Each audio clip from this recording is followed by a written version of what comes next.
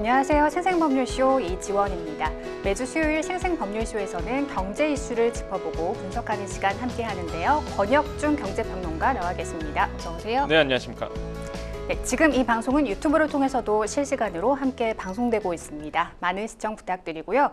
유튜브를 통한 소통의 창구도 활짝 열어두겠습니다.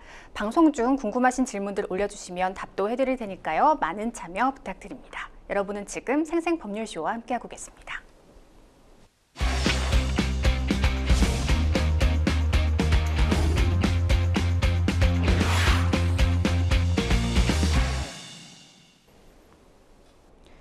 생생 코멘트 시작합니다. 요즘 가장 화제가 되고 있는 말은 무엇인지 그 말이 나온 배경과 의미를 짚어보는 시간인데요. 한 주간의 경제 분야를 달군 생생 코멘트 하나씩 살펴보겠습니다. 첫 번째는요.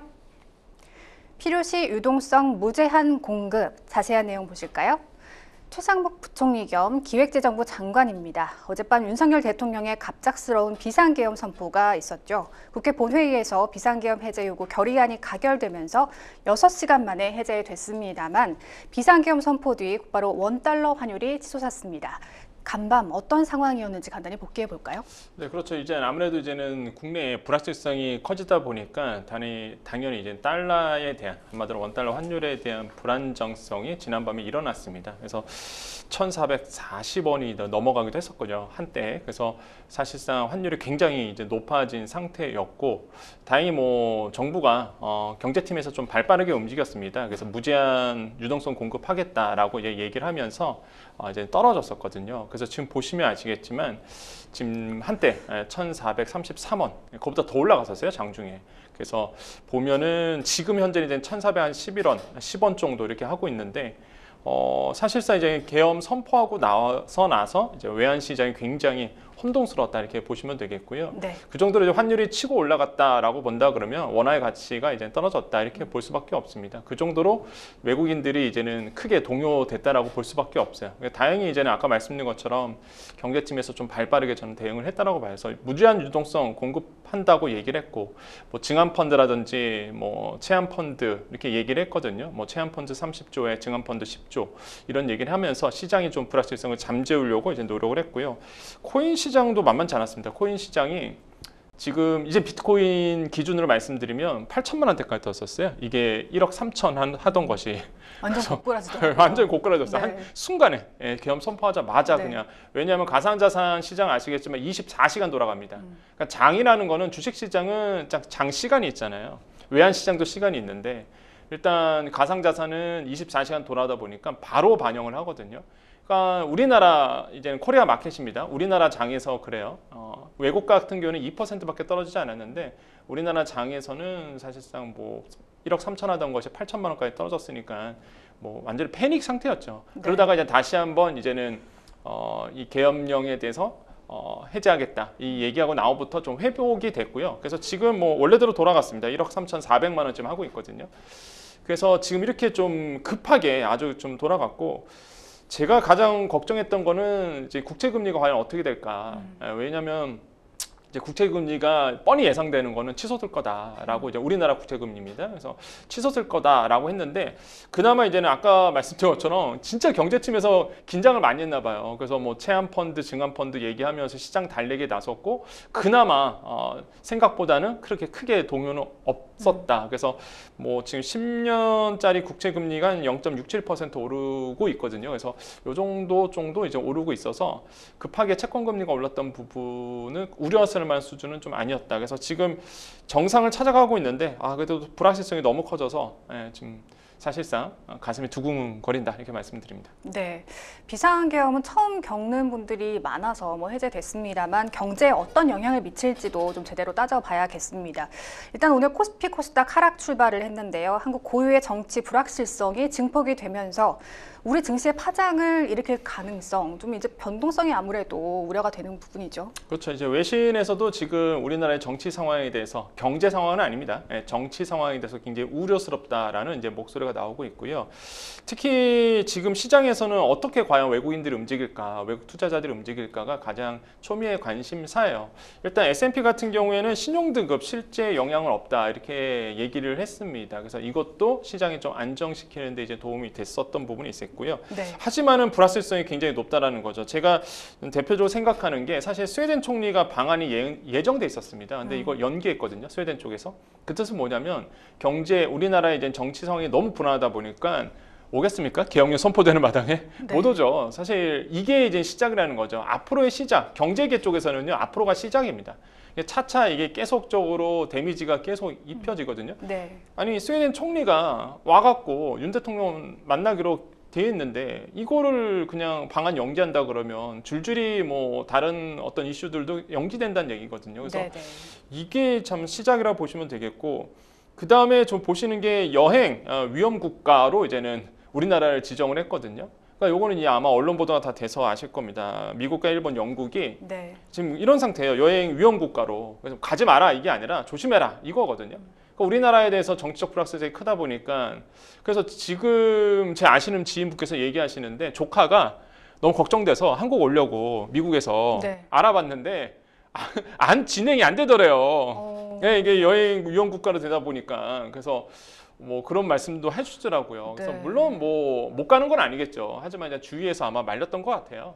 그래서 이런 이슈도 사실 있거든요. 그래서 이런 게 이제 데미지가 쌓인다는 거죠. 지금 경제계 쪽으로. 그래서 뭐 당장은 지금 뭐 시장이 정부가 얘기한 것처럼 뭐 10조 원의 증안 펀드 잘 나왔죠. 이거는 굉장히 잘 나온 겁니다. 증시 안정 펀드인데 10조 원의 증안 펀드 내겠다라고 하면서 얘기했던 거 이러면서 시장을 지금은 일단은 잠재우고 있는데, 말씀드린 것처럼 데미지가 계속 쌓이면은 제가 외국인이라도 사실상 투자하기 좀 꺼려지지 않을까라고 좀 생각을 해봅니다. 그래서 좀 더 미시적으로 가볼까요? 이제 10시 이후에, 어제 10시 이후에 소상공인분들 배달이 딱 끊겼다고 합니다.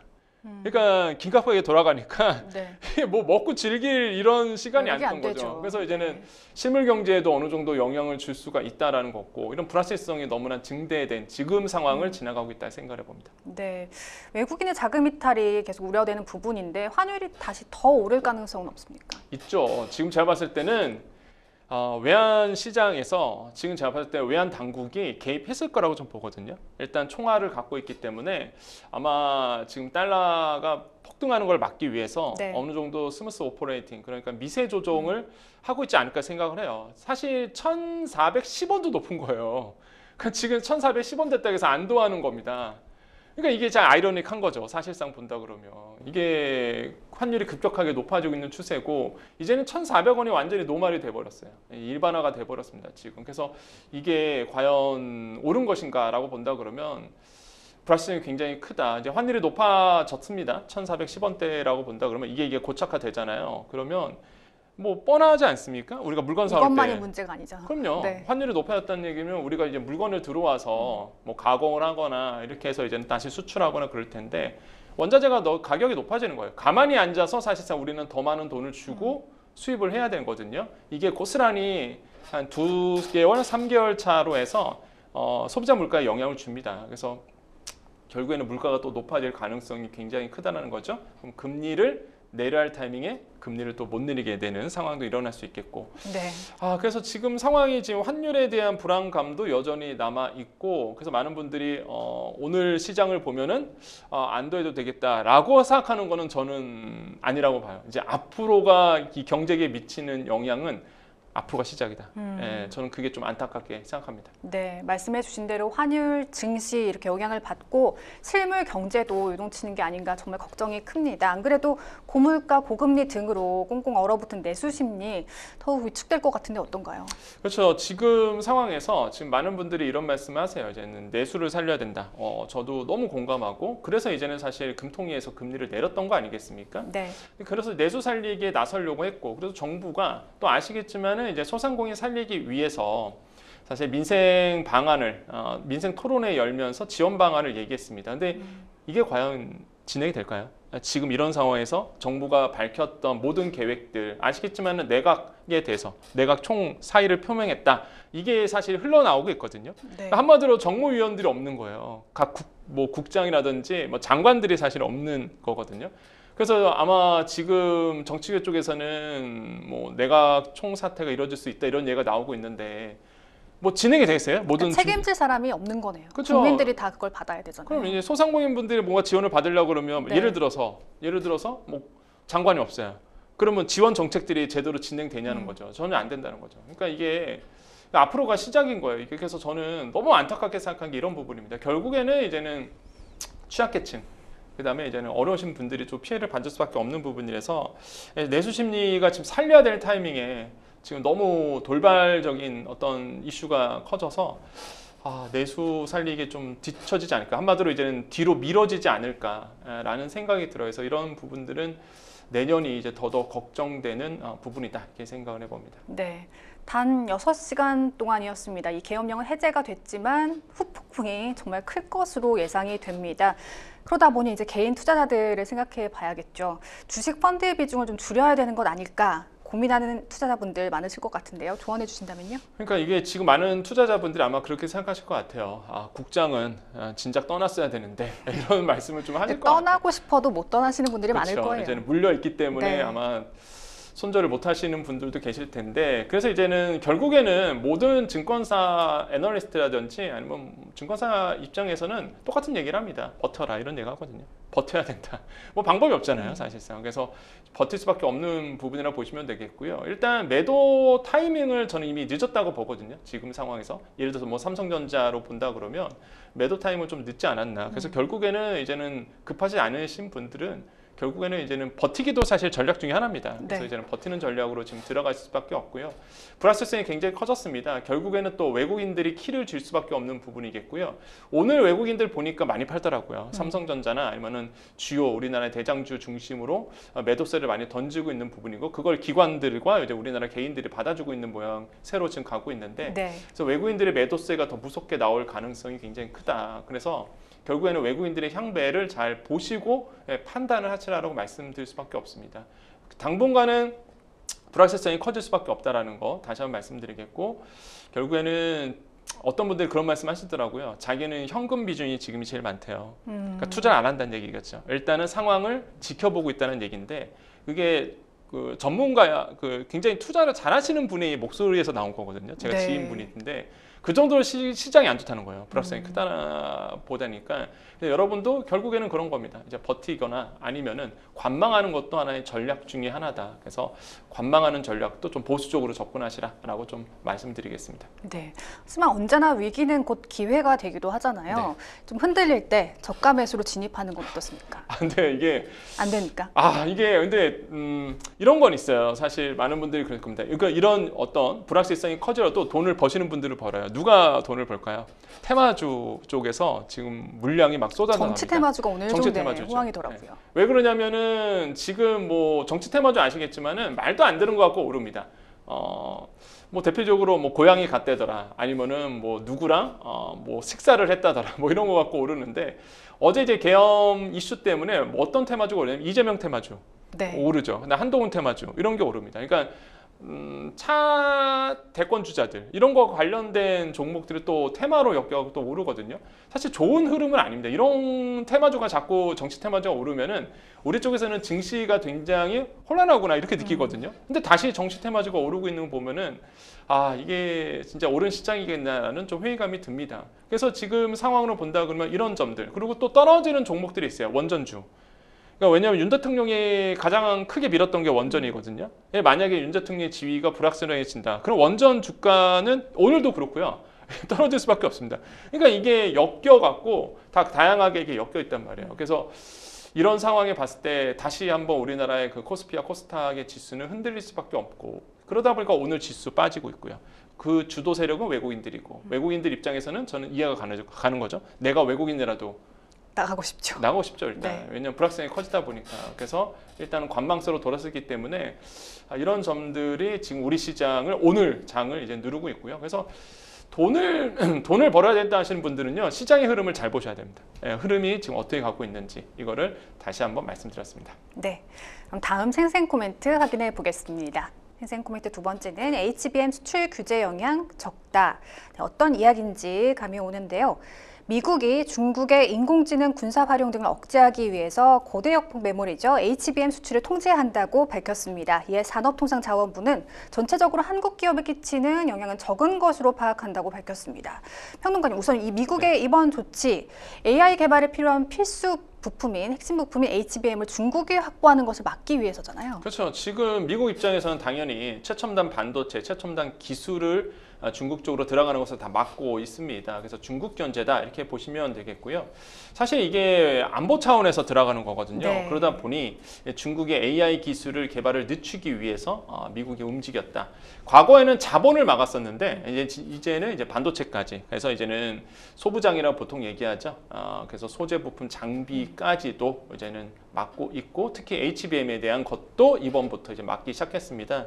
이게 해외 직접 생산품 규칙이라는 제도가 있어요. 이게 룰인데, 이게 어떤 거냐면 미국의 기술이 들어간 거는 절대 우리의 컨트롤 안에 있게끔 하는 규칙입니다. 무슨 얘기냐면 그 반도체 개발할 때 미국의 원천 기술 안 들어갈 수가 없거든요. 네. 왜냐하면 특허를 가지고 있기 때문에. 그러면 이제 미국 입장에서는 이 해외 직접 생산품 규칙을 통해서 미국 내에서 만들어진 것뿐만 아니라 제3국에서 만들어진 거, 한마디로 우리나라죠. 네. 우리나라에서 미국 기술을 써서 만든 반도체 기술들을 중국 쪽으로 못 넘어가게끔 규제할 수 있는 권리를 가지고 있는 겁니다. 그래서 이거 가지고 이제는 우리나라의 HBM에 대해서 중국 쪽으로 못 들어가게끔 막아놓은 거죠. 이게 이제 발표가 되고 나서 이제 시장에서는 그럼 누가 이런 영향을 받겠느냐. 네. SK하이닉스, 우리 보통 HBM 고대역폭 메모리를 만드는 회사가요, 전 세계에 한 세 군데가 군데죠. 됩니다. 네. SK하이닉스, 삼성전자, 마이크론 이렇게 세 군데 회사인데, 좀 아이러닉하게도 예전에 우리가 반도체 얘기하면 순위를 항상 삼성전자, SK하이닉스, 마이크론 이렇게 했는데 세상이 많이 바뀌었죠. 네. 이제는 SK SK하이닉스, 삼성전자, 그러니까 네. 이게 많이 바뀐 건데, 실제 그래요. 점유율이 절반 이상이 한 52%가 사실 SK하이닉스입니다. 네. 근데 SK하이닉스는요, HBM을 전량 미국으로 수출합니다. 네. 그러니까 없어서 못 팔 정도로 미국에 전량 가요. 그러면 이번에 이제는 미국의 이제는 이런 조치들이 누가 영향을 받을 수밖에 없냐? 삼성전자라는 거죠. 그러니까요. 삼성전자는 사실 퀄리티가 낮은 거, 한마디로 이제는 기술 측에서 본다 그러면 하이 기술을 쓰는 HBM에 대해서 한 20% 정도, 전체 삼성전자 HBM의 규모의 20% 정도는 중국으로 수출하고 있거든요. 그러니까 요게 이제 영향을 받을 수 있다라고 보는 거예요. 중국 때문에 직접적으로 삼성전자가 영향을 받을 것이죠. 그렇죠. 그래서 이제는 산업통상자원부가 그래서 얘기한 겁니다. 이거 영향 적다. 보면은 그렇게 영향이 크지 않다라고 이제 얘기를 한 거고요. 네. 시장에서는 삼성전자 그래도 영향은 받을 수 있다 이렇게 생각을 하고 있습니다. 근데 정부가 영향이 적을 거라고 판단한 근거는 어디에 있을까요? 일단 아까 말씀드린 것처럼 수출 규모가 SK하이닉스는 아니고요. 중국 쪽으로 안 들어가니까 삼성전자 때문에 그런 건데, 삼성전자가 아까 말씀드린 것처럼 전체 HBM 수출의 20%가 이제 중국이거든요. 그것도 사실상 고대역폭 메모리 중에서 기술력이 뛰어난 것도 아니에요. 그래서 기술력이 낮은 HBM에 대해서 이제는 수출하고 있기 때문에, 그래서 실제적으로 영향은 좀 제한적이다. 그렇죠. 네. 영향은 좀 제한적이라고 이제는 정부는 이제는 판단을 하고 있는 것 같아서, 이것도 마찬가지입니다. 좀 심리를 잠재우기 위해서. 근데 제가 봤을 때는 물밑 작업 할 것 같아요. 미국과의 물밑 작업 통해서 이런 것들을 좀 풀어내지 않을까 좀 생각을 해보겠습니다. 삼성전자 입장에서는 반도체 위기 타겟책으로 HBM 시장 공략이 급선무인데요. 이번 조치로 발목이 잡히지 않을까, 시장의 우려는 여전히 큰 상황이죠. 그러니까 발목을 잡힐 수는 있겠죠. 근데 저는 만약에 삼성전자가 SK하이닉스 이어서 엔비디아 쪽으로 납품만 된다 그러면 저는 이런 문제는 해결이 된다. 왜냐하면 HBM의 주요 고객은 엔비디아입니다. 그러니까 엔비디아가 사주면 되는 거예요. 왜냐하면 어차피 중국 쪽으로는요, 그 HBM에 대한 이 고기술이 들어간, 한마디로 HBM3이죠. 이 기술에 대해서 사실상 어차피 못 들어가요. 그래서 전량 사줄 수 있는 곳은 엔비디아입니다. 그래서 엔비디아의 이제 퀄 테스트 통과하고 나서 사실상 이제는 이 HBM이 만약에 수출만 된다 그러면 저는 모든 문제는 깔끔하게 해결이 된다고 보거든요. 물론 SK하이닉스 입장에서는 주가 떨어지는 소리겠지만, 그래도 이제 삼성전자가 이제 치고 올라갈 수 있는 기회가 열리기 때문에 저는 결국에는 이제 퀄테스트 통과하고 엔비디아 쪽으로 납품이 이루어지는 그 순간이면은 저는 이런 리스크 정도는 충분히 감내할 수 있는 리스크다라고 저는 평가를 해봅니다. 네, 반도체 얘기해 보겠습니다. 우리나라 수출은 물론이고 증시에서도 반도체 부분은 굉장히 큰 비중을 차지하고 있는데요. 국내 주요 반도체 종목을 담은 KRX 반도체 지수가 지난달 2년 2개월 만에 가장 큰 폭으로 하락했습니다. 반도체 업황 회복 언제쯤이나 가능할까요? 지금 좀 답답하죠. 사실 이게 지금 우리나라의 KRX 반도체 지수가 보면은요, 이렇게 많이 떨어졌죠. 작년 최저치, 그러니까 직전 최저치가 2022년 9월 달이었거든요. 그때 네. 한 18% 이제 수익률이 나왔는데, 그러니까 사실상 굉장히 손해를 많이 봤고요, 그 당시에. 근데 올해 최저치가 11월 기준으로 16% 하락했거든요. 그러니까 사실상 주가가 많이 떨어졌다는 얘기잖아요. 그 정도로 이제 KRX 반도체 지수에 묶여 있던 우리나라의 모든 반도체 업황들이 사실상 지수가 많이 이제 하락한 부분이라고 보시면 돼요. 그래서 그 정도로 우리나라의 반도체 업황들이 힘들다라는 걸 이제 반증을 했다 이렇게 보시면 되겠고, 대표적인 게 삼성전자가 주가가 너무 많이 미끄러졌기 때문에 이런 점들이 좀 영향을 미쳤습니다. 그래서 2년 2개월 만에 뭐 가장 낮은 수치다 이렇게 보시면 되겠고요. 그래서 지금 보시면 아시겠지만 뭐 수출도 잘 안 돼요. 그래서 특히 이제는 삼성전자는 중국 때문에 참 안타깝죠. 왜냐하면 그 중국에서 이제 범용 반도체, 레거시 반도체를 물량으로 밀어내고 있습니다. 디램 부분이죠. 이런 네. 디램과 낸시 플래시 메모리 이런 반도체를 계속적으로 물량으로 밀어내고 있거든요. 낸드 플래시를 계속 밀어내다 보니까 어떤 일이 생기느냐, 가격이 쭉쭉쭉 떨어져요. 글로벌 시장에서. 그러니까 삼성전자가 레거시 반도체 쪽으로 수익을 못 봅니다. 지금. 그렇다고 HBM에서 잘 나가는 것도 아니고, 그러니까 계속적으로 주가가 하락할 수밖에 없는 부분이고, 이런 것 때문에 지금 경제계 쪽에서는 굉장히 우려스러운 목소리가 지금 나오고 있고요. 그래서 순매도가 계속 나와주고 있는 부분. 그래서 내년도에 만약에 업황이 살아난다. 업황이라는 얘기는 그겁니다. 이제는 PC 수요라든지 모바일 수요. 그러니까 경기가 좋아져서 많은 분들이 핸드폰도 바꾸고 스마트폰도 바꾸고 PC도 바꾸고 이런 어떤 상황이 벌어진다 그러면 좀 삼성전자 매출이 증가될 수는 있겠지만, 아시겠지만 내년도 같은 경우에도 우리나라 내수는 좀 안 좋을 것 같고요. 글로벌 시장 내수도 안 좋습니다. 미국만 잘 나가거든요. 그러니까 이런 상황을 봤을 때 뾰족하게 뭐 매출 증가에 대한 기대감은 사실 제가 봤을 때는 조금 없지 않을까 좀 생각을 하고요. 그래서 말씀드렸던 것처럼 이제는 업황은 몇 그룹이 써있다. 첫 번째 말씀드린 것처럼 중국에 대한 부분, 두 번째는 미국 정책의 불확실성도 당연히 있겠고요. 세 번째로는 아까 말씀드린 것처럼 스마트폰이라든지 모바일, B2C에 대한 부분도 사실상 좀 좋게 흘러가지 않을 거라고 좀 예측이 되고 있어서 이런 세 가지 좀 먹구름이 좀 껴져 있다. 이렇게 판단을 해보겠습니다. 네, 그럼 다음 생생 코멘트로 넘어가 보겠습니다. 다음 생생 코멘트는요, 재무적 거래 부분에 있어서 큰 의미 있어. 이건 어떤 이야기일까요? 김병환 금융위원장입니다. 정부가 합병 분할 시 이사회가 주주의 이익 보호를 위해 노력해야 한다는 내용이 명시된 자본시장법 개정안을 추진합니다. 자세한 내용 들여다볼까요? 네, 제 자본시장법 이제 개정안이 이제는 사실상 국회에서 행정부에서 진행되고 있는데, 네. 사실 이게 과연 뭐 지금 상황에서 과연 그대로 진행이 될지는 아직은 미지수입니다. 근데 이제 네. 어제 기준으로 본다 그러면 이제 정부가 야심차게 이제 개정안을 내놨죠. 특히 이제 주주의 정당한 이익 고려를 한다는 부분도 눈에 띄고요. 그러니까 상장사 이사회가 합병 등 결의를 했을 때에 이런 주주의 정당한 이익을 고려해야 된다라는 이제 얘기가 포함되어 있도록 되어 있습니다. 또 하나가 합병 비율 산정 방식을 이제 변경하게 되는 부분이 있고, 모든 합병의 외부 평가 기관 평가 공시되고요. 물적 분할 시 모회사 주주 보호가 되죠. 이 부분이 굉장히 좀 개인 투자자들에게 와닿는 부분이고요. 주주보호 노력 심사 기간 이제 연장이 되는 부분, 이렇게 해서 이제는 한 5가지 정도가 주요 내용으로 꼽을 수 있는데, 사실상 이게 지금 그래프 차트 보시면 아시겠지만 보면은 주주의 정당한 이익이죠. 그다음 합병 비율이죠. 모든 합병이죠. 문적 분할 시죠. 이게 뭐냐면 결국에는 이제는 기준이 뭐냐면 합병할 때. 네. 합병할 때 개인 주주들에 대한 권리를 보장하겠다 이런 겁니다. 그러니까 사실상 이런 자본시장 개정법에 대해서 본다 그러면 정부는 굉장히 좀 좁게 판단하고 있었던 것 같아요. 그래서 핀셋 규제라는 말이 그렇죠. 나오거든요. 그래서 이제 핀셋 규제라고 보통 얘기하고 있고요. 네. 근데 개인 투자자들이 가장 불만이었던 게 물적 분할 시, 생각해 보시죠. 잘 나가는 회사가 있어요. 나는 그 회사의 기술력을 믿고 투자했는데 알짜배기 내용을 쏙 빼갖고 물적 분할합니다. 한 번 더 신설법인 만들어서 딱 빼버리는 거예요. 그러니까 남아있는 기업은 완전히 껍데기만 남은 거잖아요. 네. 그럼 주주들은 굉장히 열받죠, 사실. 왜냐하면 나는 이 기술을 보고 투자했는데 이 기술을 가지고 새로운 회사를 만든다 그러면 물적 분할해 버리면 사실상 열받는 거죠. 이런 것들에 대해서 이제 주주를 개인 주주들을 보호하겠다라는 측면에서 이제 진행이 됐던 겁니다. 그래서 과연 이게 자본시장법 개정안이 어떻게 될지는 지금 상황에서 뭐 아시겠지만 계엄 때문에 네. 사실상 이런 이슈 때문에 지금 묻힐 것 같긴 한데요. 해도 일단 정부에서는 이렇게 뭐 밀고 들어갈 것 같다라고 좀 말씀드립니다. 네, 말씀해 주신 대로 핵심은 결국 일반 개인 주주의 이익까지 고려하라는 것인데요. 현재 더불어민주당은 이사회 충실 의무 대상에 주주까지 포함하는 상법 개정안을 연내에 처리하려고 하고 있습니다.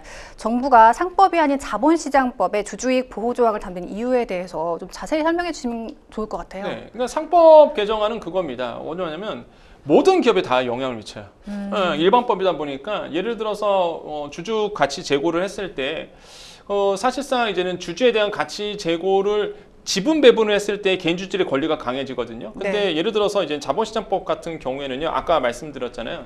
인적 분할이나 물적 분할할 때 사실상 개인 주주의 권리를 지켜줍니다. 근데 만약에 분할이 안 일어난다 그러면. 그러니까 이사회에 이제는 충실의 의무가 대표적인 케이스로 그냥 예를 설명드릴게요. 그러니까 이사회가 있습니다. 근데 충실의 의무가 기존에는 아시겠지만 회사잖아요. 그럼 이제 상법 개정 같은 경우에는 거기에 플러스 주주가 돼버립니다. 이거는 모든 회사에게 다 영향을 미쳐요. 상장된 회사뿐만 아니라 그냥 모든 일반 회사까지 다 영향을 미칩니다. 그런데 이제 자본시장법 개정안은 뭐냐면 상장된 회사만 한 500개의 기업만 딱 영향을 미치는 거예요. 그 뜻은 뭐냐면 굉장히 핀셋 규제인 거죠. 그러니까 이거에 대해서 이제 논란이 있는 겁니다. 그래서 자본시장 개정법으로 간다고 자본시장법 개정안으로 본다 그러면 아니 이거 상장된 기업만 그것도 물적 분할하는 이런 기업만 영향을 미치는 거고 뭐 상법 개정안은 전체 영향을 미치다 보니 당연히 야당 쪽에서는 상법 개정안으로 주주가치 제고를 하려는 거고 네. 정부는 사실상 그렇게 되면 모든 기업에 영향을 너무 미치다 보니 이제는 피해자도 생길 수 있고 피해 기업도 생길 수 있다 보니까 너무 경영을 이제 위축시킨다 이거죠. 그래서 이제는 자본시장법 개정안을 이제 통과시키려 하는 거고, 그래서 지금 좀 이렇게 이제 맞닿아 있는 거예요. 그래서 이런 것들이 이제는 가장 큰 차이라고 보시면 되겠고요. 그래서 정부는 이제 핀셋 규제한다 이렇게 이제는 이야기를 하고 있습니다. 네, 그러니까 비상장사까지 규율하는 상법 개정안에 반대하면서 대안으로 자본시장법 개정 카드를 꺼내든 셈이라고 볼 수 있을 것 같습니다. 평론가님이 정부의 자본시장법 개정안이 충분히 대체할 수 있다고 보십니까? 저는 근데 중요한 건 그거예요. 뭐 상법 개정을 하던 자본시장법 개정안을 통과시키던 통과만 시켜달라 이거죠. 그러니까 맨날 말만 하다가 계속 유예. 계속 딜레이가 네. 돼요. 이게 네. 그러니까 제가 가장 걱정하는 게 정치 때문에 경제계가 너무 피해를 받는다는 거죠. 그러니까 정치가 혼란해지면은 맞습니다. 결국에는 진행이 안 돼요 아무것도. 그러니까 우리 실물 경제 그래서 이제 최상목 경제부총리가 그런 얘기를 한 겁니다. 실물 경제에 이게 영향을 주지 않도록 좀 모니터링을 강화하겠다 이런 얘기를 했거든요. 계엄 해제 이후에. 저는 그 말에 굉장히 공감을 해요. 그러니까 왜 그러냐면 이런 정책 아젠다가 결정적으로 경제 쪽에 영향을 미치고 그게 또 실물 경제적으로 오거든요. 뭐 자본시장 개정안을 통과시키던 상법 개정을 통과시키던 간에 어차피 주주가치 제고거든요. 네. 결국에는. 둘 중 하나라도 빨리 진행시켜준 게 낫지. 이거 서로 또 여야 싸우다가 그냥 흐지부지. 이렇게 된다는 거죠. 그러니까 이게 한두 번이 아니었거든요. 그러니까. 제가 그래서 강조드린 거예요. 이렇게 얘기한 게 몇 년째입니다. 이거 진행이 안 돼, 진행해서 뭐든 되든 간에 통과시켜주는 게 좋다. 저는 그냥 욕심 버리고 그냥 둘 중 아무거나 됐으면 좋겠다. 제발, 플리즈. 이렇게 말씀드립니다. 네, 굉장히 현실적인 말씀이셨습니다. 다음 생생 코멘트 만나볼까요? 기본 원가 자체가 전년보다 높다. 사실 안 오른 게 없긴 한데요. 무슨 이야기일까요? 연말 시즌을 맞아 국내 호텔과 식음료 업체들이 크리스마스 케이크 예약 판매에 돌입했습니다. 호텔들이 내놓은 케이크가 워낙 고가 상품이 많다고 불만 소리가 나오자 호텔 측이 재료값 인상 등으로 원가 자체가 높아졌다고 말을 했습니다. 사실 연말만 되면 이제 호텔 케이크 가격 얼마에 나왔느냐가 관심을 받습니다. 올해 최고 비싼 케이크는 얼마인가요? 40만 원입니다. 케이크당 하나당. 제가 네. 지난 주말에 갔다 왔어요. 백화점 갔다 왔는데 네네. 우리나라의 최고 큰 백화점을 다녀왔는데요. 너무 이렇게 크리스마스 기분이 물씬 풍기더라고요. 네. 트리도 멋지게 해놨고. 근데 개인적으로 한편으로 보면서 어떤 생각이 드냐면 참 양극화가 굉장히 느껴진다는 생각을 해봐요. 지금 이제 소상공인 자영업자분들은 굉장히 힘들어합니다. 한쪽에서는 굉장히 힘들어하는데 한쪽에서는요 40만 원짜리 케이크가 정말 잘 팔린대요. 네. 그러니까 그 정도로 사실 양극화가 벌어지고 있다라는 거죠. 그래서 저는 사실 이렇게 호텔에서 케이크 파는 거 그게 무슨 잘못입니까? 아니 뭐 40만 원짜리 팔던 80만 원짜리 팔던 그거는 뭐 사실상 기업의 자유고 그거에 대한 소비도 문제될 건 없죠. 내가 40만 원 쓰는 거 그게 왜 문제가 됩니까? 비판할 이유도 없고 당연히 민주 경제 안에서 당연히 이루어질 수 있는 부분이라고 보여지는데 다만 우리가 생각해야 할 부분은 양극화가 이제 좀 지금 코로나 시대를 거치면서 많이 더 벌어졌거든요. 그렇기 네. 때문에 이런 어떤 이슈를 보면서 소외된 이웃들이 분명히 있다라는 것도 아마 좀 생각하게 되는 그런 이슈지 않을까라고 좀 생각을 해봅니다. 네, 가성비냐 럭셔리냐 이거 차이 같은데요. 가성비를 우선하시는 분들을 위한 미니 케이크의 판매도 눈에 띕니다. 평론가님께서는 혹시 크리스마스 케이크 구매를 하신다면 네. 어느 쪽으로 가시겠습니까? 저는 가성비로 갑니다. 예, 굳이 뭐 개인적 취향이긴 한데요. 네네. 단 거를 그렇게 좋아하지 않기 때문에 뭐 비싼 거 금가루 뿌려도요. 40만 원짜리는 금가루 뿌려져 있거든요. 그러니까 사실상 그런 거 먹어도 뭐 단 건 안 좋아해서 사실 뭐 어차피 기호의 케이크다. 차이라고 봐요. 그래서 네. 뭐 먹을 수면 먹겠죠. 주시면 먹겠습니다. 하지만은 저는 이제 보통 가성비를 많이 따지다 보니까 저는 뭐 저렴하고 좋은 걸로 먹을 것 같습니다. 네, 현명한 소비를 추구하십니다. 극과 극 소비 형태가 이렇게 눈에 띄는데요. 이런 가운데 11월 소비자 물가가 1년 전보다 1.5% 오른 것으로 나타났습니다. 3달 연속 1%대를 유지하면서 둔화되는 흐름을 보이고 있는데요. 하지만 여전히 소비자들이 느끼는 체감 물가는 여전히 너무 높거든요. 그렇죠. 이게 많은 분들이 그러실 거예요. 이게 뉴스에 보면은 3개월 연속 사실 소비자 물가 상승률이 1%대거든요. 네. 그러니까 1.3, 그다음에 1.6%였죠. 9월 달에. 그다음에 1.3, 요번에 1.5 이렇게 됐는데 그러니까 이게 사실상 1%대 물가 상승률이 기록하고 있어요. 목표치는 2%입니다. 그러니까 물가 상승세가 둔화되다 보니 많은 분들이 아니 뉴스에 보면은 물가 이제는 둔화됐다는데 왜 나는 피부를 못 느껴 이랬을 텐데 못 느끼는 이유가 있습니다. 바로 채소류 가격 때문에 그래요. 채소류의 상승률은요 10% 넘게 올랐습니다. 그러니까 이게 떨어지지가 않아요. 채소류 가격이. 왜? 뭐 아시겠지만은 폭염과 폭우가 굉장히 있었습니다. 네네. 이게 영향을 계속 미치고 있는 거죠. 작황이 좋지 않다 보니까 채소류 가격은 굉장히 높습니다. 우리가 즐겨 먹는 것들이 높다 보니 체감이 안 될 수밖에 없는 부분을 보시겠고요. 전체적인 소비자 물가 상승률은 1%대가 맞다라고 말씀을 드려요. 근데 여기서 이제 중요한 포인트가 있습니다. 과연 이게 1.6, 1.3, 1.5 이게 1%대 물가 상승률이 과연 좋겠느냐라고 본다 그러면 이게 왜 물가 상승률이 둔화됐는지를 보셔야 돼요. 이게 두 가지 측면입니다. 크게 보면은 수요 측 측면이 있고요. 그 다음에 이제는 공급 측 측면이 있어요. 공급처 측면 먼저 말씀드리면 석유류 가격이 떨어지는 겁니다. 그러니까 원재료 자체가 떨어지는 거예요. 석유 제품이 떨어지다 보니 자연스럽게 석유 가지고 만든 모든 공산품이나 물건 가격이 떨어질 수밖에 없겠죠. 그래서 소비자 물가 상승률이 둔화되는 거. 이건 좋은 거죠, 사실상. 그런데 이 수요적 측면, 한마디로 소비 부진 때문에 사람들이 이제 쓰질 않는 거예요. 쓰질 네. 않다 보니까 사실 물건값을 팔리지도 않고 그러면서 이제 가격이 내려갈 수밖에 없는 부분이거든요. 이게 소비 측면에서 온다 그러면 사실상 문제가 있는 거죠. 그래서 보통 이런 현상을 우리가 불황형 물가 둔화세라고 표현하거든요. 제가 봤을 때는 둘 다 있는 것 같아요. 네. 소비 측면도 있고 공급 측면도 있는 것 같아서 조금 사실상 좀 불안한 추세는 맞다라고 생각을 해봐요. 어쨌든 간에 일단 소비자 물가 상승률은 둔화되고 있다. 하지만 체감하기에는 조금 더 기다리셔야 된다. 이렇게 좀 정리를 해드립니다. 네, 밥상 물가는 그렇다 쳐도 경기 침체가 이어지면서 가장 먼저 지출을 줄이게 되는 것은 바로 옷과 신발이 아닌가 싶습니다. 실제로 옷 판매량이 부쩍 줄었고요. 이 영향으로 우리 경제의 허리라고 할 수 있는 40대 자영업자 소득도 아주 큰 폭으로 하락했다고 하죠. 네, 그렇습니다. 40대 분들은 아시겠지만 저도 40대예요. 네. 저도 우리 경제의 허리 역할을 네. 하고 있습니다. 네. 40대의 이제 자영업자입니다. 이거는 사업을 하시는 분들, 자영업자의 소득을 봤더니요. 2023년도 3분기 때는 123만 6천 원 했는데 올해 3분기는요. 평균 107만 원 이렇게 조사가 됐습니다. 이게 13% 감소가 됐는데 역대 최대 감소폭입니다. 그러니까 우리 경제의 허리 역할을 하시는 분들이 돈을 못 번다는 얘기예요. 이분들은 아시겠지만은 자녀가 있는 세대들이 많잖아요. 네. 그러면 사실상 가구 전체가 사실상 어려워진다라는 거죠. 이런 점들을 굉장히 좀 심각하게 느낄 수밖에 없고요. 그래서 이유를 좀 찾아보면은요, 역시나 예상이 되실 겁니다. 그동안 고금리 상태였잖아요. 그러다 보니까 내수 부진이 일어납니다. 금리를 높이다 보니까 사실 이제는 아시겠지만 대출 갚느라고 많은 근로자들이 직업을 안 넣으셨거든요. 그러니까 자영업자분들이 돈을 벌 수 없는 구조로 갔었고요.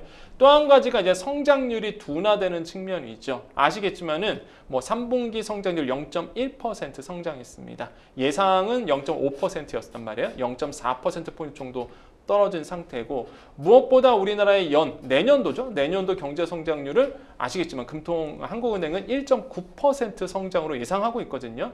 성장률이 둔화되는 거예요. 보통 한 2% 후반대였는데 그 정도로 성장률이 둔화되다 보니, 성장이 둔화되는 건 뭡니까? 뭐 수출이 안 됐다거나 아니면은 뭐 내수가 안 된다든지 뭐 정부의 투자 지출이 늘었다든지 이런 것들이 있는데, 제가 봤을 때는 딱 소비 부진이거든요. 그러니까 소비가 안 되다 보니까 사실상 이런 것들이 이제 성장률 둔화로 나오고 있는 거예요.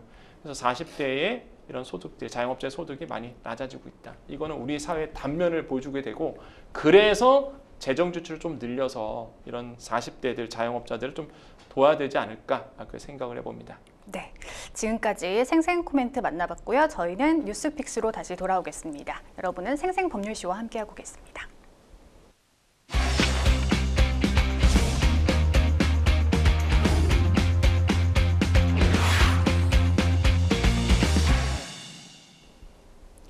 분야별 가장 핫한 소식을 집중 분석해보는 시간 뉴스픽스 시작하겠습니다. 매주 수요일 경제 분야 주요 이슈들을 짚어보고 있는데요. 오늘 만나볼 첫 번째 주제는요. 비트코인 주춤 만세, 리플 급등, 알트코인 시대 온화입니다. 예상치 못한 비상계엄 선포와 해제 소동의 충격파로 가상자산 원화 시장도 요동쳤습니다.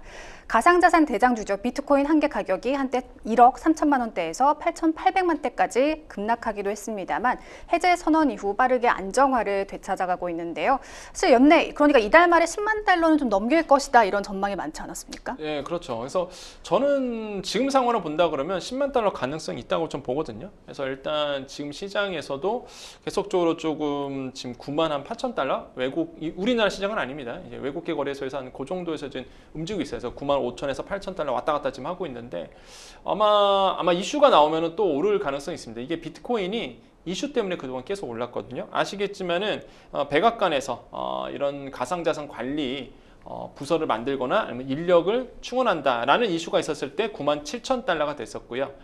또 하나, 이제 게리 겐슬러 증권거래위원장 사퇴 이슈였죠. 한마디로 이런 증권거래위원회 위원장이 과거에 가상화폐를 굉장히 억눌렀던, 규制했던 사람입니다. 근데 이 사람이 사퇴를 한대요. 언제? 1월 20일에 트럼프 당선인이 취임하는 그날 퇴임한다고 합니다. 사퇴한다고 하니 당연히 가상화폐에서는 난리가 난 거죠. 그래서 뭐 축배를 들었다 이런 얘기도 나오거든요. 네. 그때 비트코인이 9만 9천 달러를 돌파했습니다. 거의 10만 달러 근처까지 갔었거든요. 그러다가 꼬꾸라졌죠. 왜? 차익 실현 매물이 나오면서 숨고르기 현상이 나왔거든요. 그래서 지금 계속 뭐 왔다 갔다 하고 있습니다. 9만 5천 달러에서 왔다 갔다 하고 있는 부분이 있는데, 이슈만 하나 더 나오면 또 치고 올라간다는 거죠. 네. 이런 부분들을 이제는 보셔야 되겠고, 시장에서는 그렇게 좀 흘러가고 있는 것 같아요. 물론 우리나라 코인 마켓, 그러니까 한마디로 우리나라 마켓에서는요, 아시겠지만 말씀하신 것처럼 계엄 이슈 때문에 갑자기 폭락했었거든요. 근데 외국계에서는 거래소가 다르다 보니까 2%밖에 떨어지지 않았었어요, 사실. 그래서 그 정도로 우리나라에 좀 변동성이 좀 있는 시장이다라는 거 좀 다시 한번 좀 말씀드립니다. 네. 좀 아무튼 비트코인이 주춤하는 가운데 알트코인의 거래량과 시가총액이 크게 증가하고 있는 상황입니다. 일단 이 알트코인이라는 게 비트코인이 아닌 모든 암호화폐를 지칭하는 말인 거죠. 그렇죠. 이제 얼터너티브 코인 이렇게 부르잖아요. 그래서 이제는 대체 코인, 대안 코인이라고 해서 이런 알트코인이다. 앞자를 따서 이제 알트, 그래서 알트코인이다 이렇게 부르거든요.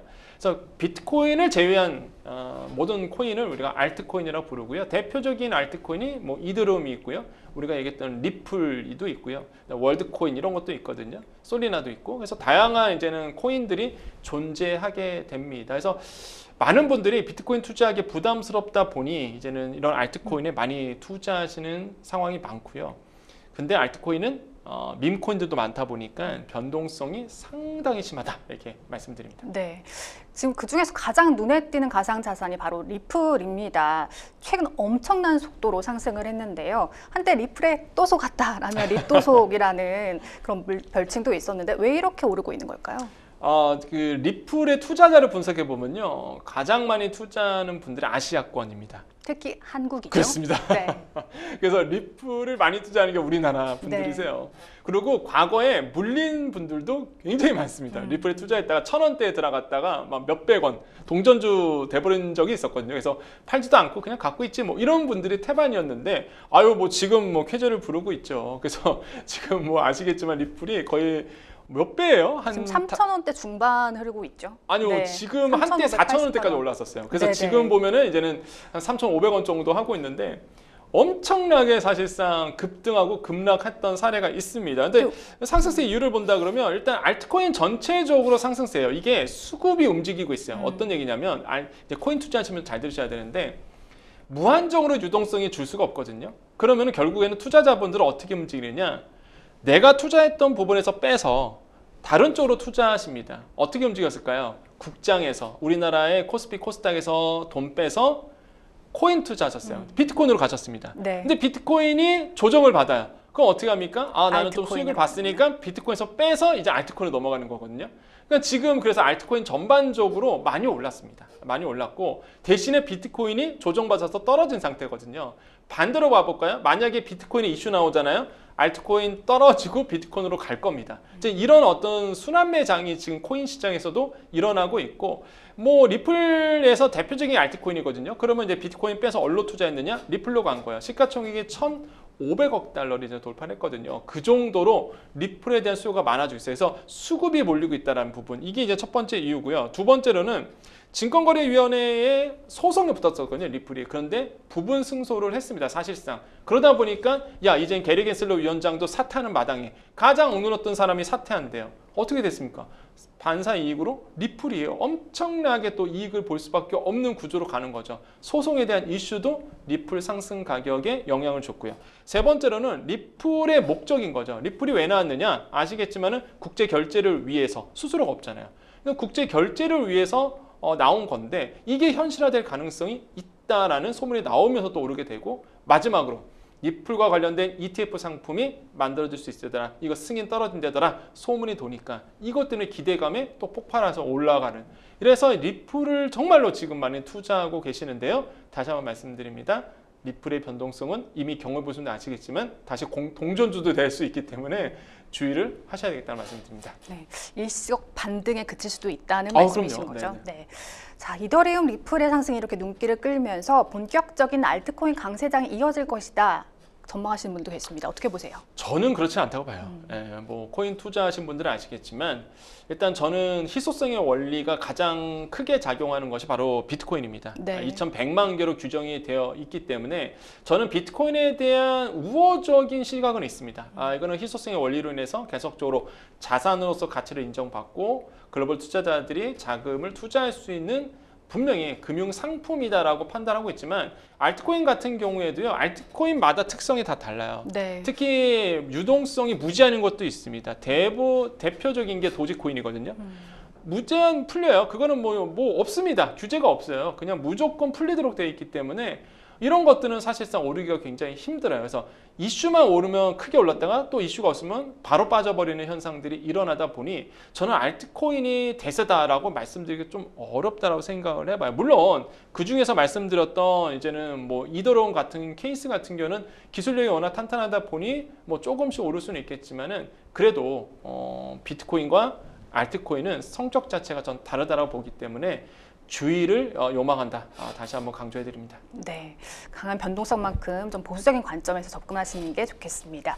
뉴스픽스 두 번째 주제로 넘어가 보겠습니다. 두 번째 주제는요, 롯데카드 매각 재시동 관건은입니다. 카드업계 5위 롯데카드가 인수합병 시장에 매물로 나옵니다. 2022년에 이어 두 번째 도전인데요. 무엇보다 매각 가격이 어떻게 될지 관심이 쏠리고 있죠. 그러니까 지금 롯데그룹 지주에 대해서 이제 많은 이슈들이 사실 나오고 있잖아요. 그러다 보니까 결국에는 유동성 확보를 위해서 다시 한번 매각을 시도하는 것이 아닌가, 이런 이제 얘기가 지금 나오고 있습니다. 아시겠지만 지금 뭐 솔직히 저는 계엄 이슈가 나오면서 제일 많이 걱정됐던 게 롯데 지주였거든요, 사실. 네. 왜냐하면 이 회사채에 대한 불안감 때문에 사실 지금 유동성 위기가 소문이 났었는데, 이거 이렇게 돼버리면은 이제 뭐 우리나라의 회사채가 잘 팔릴까? 이게 금리가 더 높아질 때 왜냐하면 위험 프리미엄을 더 요구하거든요. 시장에서는 네. 니네 불안하니까 그럼 이자 더 줘 이런단 말이에요. 그래서 야 그러면은 지금 롯데그룹에서 회사채 발행하면서 메꿔줘야 되는 부분이 있는데 야, 이거 제대로 될까라는 저는 불안감이 있어요, 사실. 그래서 저는 가장 크게 걱정됐던 게 롯데 지주였고 어쨌든 간에 지금 뭐 매각설도 나오고 롯데에 대한 유동성 위기 소문도 돌고 있기 때문에 저는 뭐 지금 상황을 본다 그러면 매각이 좀 딜레이 되지 않을까요? 저는 그렇게 왜냐하면 불확실성이 있는데 외국인 투자자들이 과연 찾아볼까 이런 생각 때문에 저는 조금 좀 딜레이 되지 않을까 좀 생각을 하고 있습니다. 네, 유동성 위기설이 불거진 후 롯데그룹은 적극적으로 사실이 아니라는 점을 강조하고 있는데요. 그런데 얼마 전 서울 잠실에 롯데월드타워를 롯데가 담보로 내놨다는 소식이 전해졌습니다. 아무래도 좀 위기실에 더 힘이 실리고 있는 모양새잖아요. 근데 저는 그때 그 롯데타워를 담보 내놨을 때 그냥 강력한 조치다. 이게 뭐 꼭 위기라서 이렇게 보여줬다라고 보진 않거든요. 그러니까 네. 많은 분들이 오해하시는 게 네. 그 롯데타워를 판다 이렇게 오해하시더라고요. 아니 그 절대 그거 얘기 아닙니다. 그러니까 사실상 롯데케미칼에 대한 이제 회사채가 한 2조 정도가 있는데 이거에 대해서 이제 상한 압박을 받다 보니까 야 우리는 충분한 유동성이 있어. 그래? 그래도 못 믿어? 그러면은 롯데타워 내가 담보 잡아줄게. 오히려 상징적으로 자신감을 보인 그쵸. 표현이라는 거죠. 나 이거 갖고 있다 이거야. 6조짜리거든요, 그거. 롯데타워 6조짜리인데, 야 6조짜리 내가 담보 잡아줄게. 그러면은 사실상 회사채 시장에서는 안심하거든요.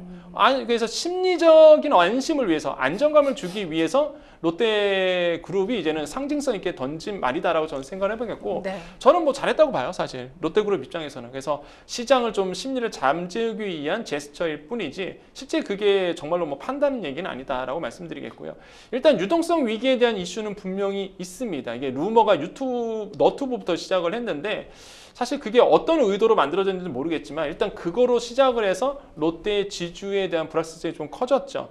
그러니까 사실상 롯데그룹은 총 자산이 지금 보면 139조 원 정도가 되는데 충분히 회사채를 갚고도 충분하다라고 이제 얘기를 하고 있습니다. 그런데 이 이슈가 나왔던 이유는 분명히 있어요. 왜냐하면 사실상 이제 롯데케미칼부터 시작을 했는데 여기서 어떤 회사채가 문제가 생깁니다. 이게 뭐냐면 기한이익 상실이 생겼어요. 기한이익 상실은 뭐냐면 말 그겁니다. 예를 들어서 내가 돈을 빌려줬던 거예요. 그럼 뭐 우리 앵커님께서 저한테 돈을 빌려줬습니다. 그러면은 제가 이제는 사실 채무자잖아요.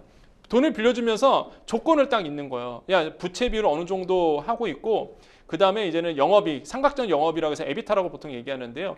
야 그거 5배수 지켜. 한마디로 내가 돈을 벌어서 돈을 번 비용이 빚 가는 것보다 더 많아야 되는 거예요. 내가 영업이익이. 한 5배 정도. 그러니까 그거 룰만 지켜. 그러면은 꺼줄게. 그래서 오케이. 나 그거 지킬 수 있어서 돈을 받아왔습니다. 근데 내가 그걸 못 지킨 거예요. 네. 그러니까 삼각점 영업이익이 이제는 부채보다 5배가 많도록 사실 이제 조건을 했는데 이게 2023년도 말인가요? 이게 4.5배수가 돼버렸어요. 그러니까 사실 이게 딱 말 그대로 기한이익 상실이 일어날 수 있는 조건이 딱 된 거죠. 그럼 채권자들은 뭘 하냐면 돈 갚으라고 그러거든요. 바로 빼갑니다, 돈을. 그러면 어떻게 되겠어요? 유동성 위기가 딱 찾아와서 무너지는 거거든요. 네. 그러니까 이게 그러다 보니까 이제는 시장에 대해서 불안해하니까 이거를 이제는 담보까지 내놓으면서 시장을 잠재우기 위해서 나온 거고 그래서 계속 얘기하는 거예요. 야 우리는 139조 원이라는 자산이 있으니 너무 불안할 필요 없다. 이거 다 갚아줄게 라고 이제 얘기를 하고 있다. 이렇게 지금 이렇게 시장이 긴박하게 좀 돌아가고 있다라고 말씀드립니다. 네. 또 몸값이 최대 1조 원 수준으로 평가받는 건축자재 사업부 매각을 추진한다는 얘기까지 나왔습니다. 어쨌든 현금이 급한 거잖아요. 급하죠. 지금 롯데그룹 입장에서는 급하긴 급해요. 왜냐하면 지금 만약에 회사채에 대해서 계속적으로 이제는 매도세가 나온다 그러면 사실상 금리도 더 높아질 수밖에 없고요. 그만큼 금융비용이 또 많이 들어가는 부분이다 보니까 롯데그룹 입장에서는 유동성 확보가 지금 현안이 되어 있는 부분이겠고 그래서 지금 과연 이게 어떻게 흘러갈지는 모르겠습니다. 그래서 좀 되게 안타까웠던 게 제가 그거예요. 지금 롯데뿐만 아니라 우리나라의 대기업들이 사실상 지금 경영의 불확실성이 굉장히 높습니다. 네. 이런 상황에서 이제 계엄 이슈까지 터졌기 때문에 저는 사실상 그 이슈가 다른 건 모르겠고 우리나라의 경영계에 이게 어떻게 미칠까? 특히 회사채에 영향을 많이 줄 것 같아 갖고 저는. 네, 네. 그래서 금리가 위험 프리미엄이 더 높아질 수밖에 없는 부분이라서 저는 이제 걱정하는 거거든요. 그래서 이런 좀 리스크가 좀 계속적으로 이어지지 않을까 이렇게 좀 생각을 하고 있습니다. 네, 임원들을 대거 물갈이했다는 이야기도 전해졌습니다. 신동빈 회장의 장남이죠. 신유열 전무가 부사장으로 승진했는데요. 경영 전면에 나서게 되는데 적절한 쇄신책이 될 수 있을까요? 저는 일단은 기대를 해봅니다. 왜냐하면 뭐 이분에 대해서 경영 능력이 있다 없다 말하기는 이르죠. 왜냐하면 네. 무대가 없었어요 그동안. 나설 무대가 없었기 때문에 이번이 첫 무대거든요. 제가 봤을 때 물론 그 전에 뭐 롯데지주로 자리 옮긴 다음에 뭐 경영 성과가 있느냐라고 봤을 때 없었는데 지금이 큰 무대입니다. 그래서 과연 이 위기를 극복해낼 수 있느냐 없느냐 요거에 따라서 아마 평가가 달라지지 않을까. 위기를 극복했으면 좋겠다라고 정리를 해드립니다. 네. 행생법률쇼 어느덧 마칠 시간이 다 됐습니다. 오늘 함께해 주신 권혁중 평론가님 고맙습니다. 네, 감사합니다. 네, 생생법률쇼 오늘 준비한 내용은 여기까지입니다. 시청해 주신 여러분 고맙습니다.